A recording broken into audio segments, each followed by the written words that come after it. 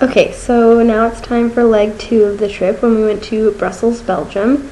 We ran to the train station, which is a pretty common occurrence throughout the entire trip. We barely made all of our connections to everything, basically. But we had this open train ticket from Amsterdam to Brussels, so we could kind of leave whenever we wanted, but we didn't want to wait too long, so it was already like mid-afternoon, and we decided to get going. So we got to the train, we had to make a connection in Roosendaal in Belgium, and then get to Brussels, and we decided to get off on the central station.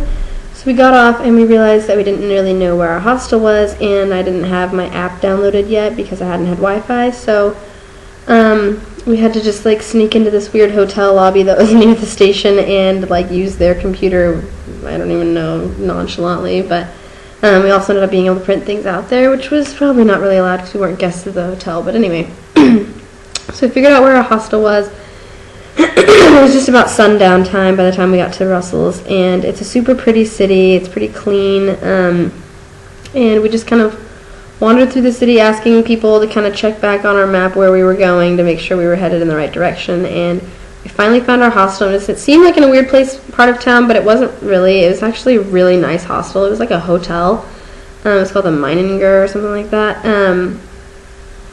Also, I didn't mention that we stayed in the Bulldog Hostel in Amsterdam too, but that was cool. But anyway, we got there, and basically it was like a really modernized, really nice hotel set up like a regular hotel would be, which is unusual for hostels, except for the room just had like bunk beds instead of like, you know, a regular small one bed situation.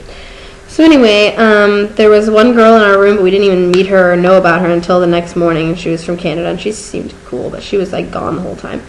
So we settled in, and we decided that we were going to get ready and go get dinner and go out for the night because we really only had one night in Brussels, and then we were going to do like kind of a day trip in Brussels the next day. So Brussels is famous for two things, basically, chocolate and beer, and both are really superior to anything you've ever had of those categories anywhere else, probably. They're also famous for some other things, you know, waffles and fries and other stews and random things, but those are the two highlights. So I looked up a restaurant on TripAdvisor, and we went to find it, but ended up having a long wait, and we didn't really want to wait, so we looked up something else nearby that was highly rated, and we ended up at this Thai place, which is cool because we haven't had Asian food in forever since we eat Italian all the time.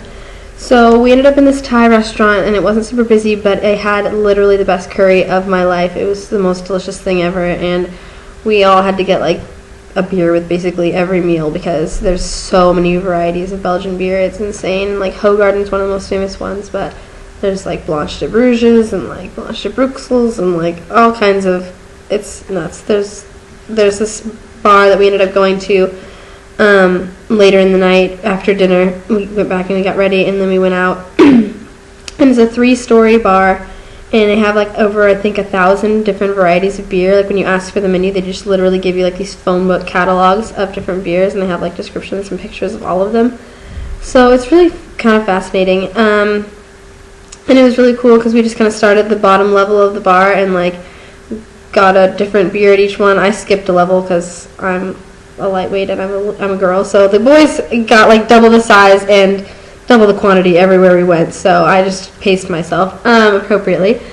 And so we got to try a bunch of different great Belgian beers, which are really good, and then we were going to wander around to try and find a club, but I think it was like a Tuesday night or something by that point, and it just wasn't, everything was closed, it was kind of shut down for the night, so we just ended up getting a bunch of chips and going back to our hostel and crashing. And then the next day, we had seen this sign up for a free walking tour in our lobby, and so we were like, well, why not? So we signed up to do this free walking tour, and basically what it is you meet in this famous square in Belgium, and then these tour guides will take you around, and then the catch is that you like basically tip them whatever you think the value of the tour was, you know, so they don't charge a price, but you really should pay them something, so. But it wasn't a bad deal because we decided that like €5 was kind of a fair price for the tour. So, you know, we got a really awesome tour for €5, which is not bad at all. So we walked in, we met up in this famous area called Grand Place, which is considered one of the most beautiful squares in Europe, or maybe the most beautiful, and I probably would agree because it was gorgeous. Like all the buildings are gilded, like they just have like these little gold accents and stuff like that. and they're all really intricate and really gorgeous and beautiful. And it's literally just 360 degrees around you. Like every single building in this square is gorgeous. So he told us all about all the different buildings and some interesting little facts. And there was like this brewery that's really famous because back in the old days, everybody had to, like, the reason beer got so popular in Belgium is because the water wasn't safe to drink, so they had to make it like slightly alcoholic just for it to kill the bacteria, so it was safe to drink. So basically, Belgians, young and old, every age, was drinking beer 24/7 as their water alternative. So that's kind of an interesting fact. Anyway, we also got to see Mannekin Pis, which is like this famous baby statue that's like peeing. It's really weird, but it's like a thing you see in Brussels.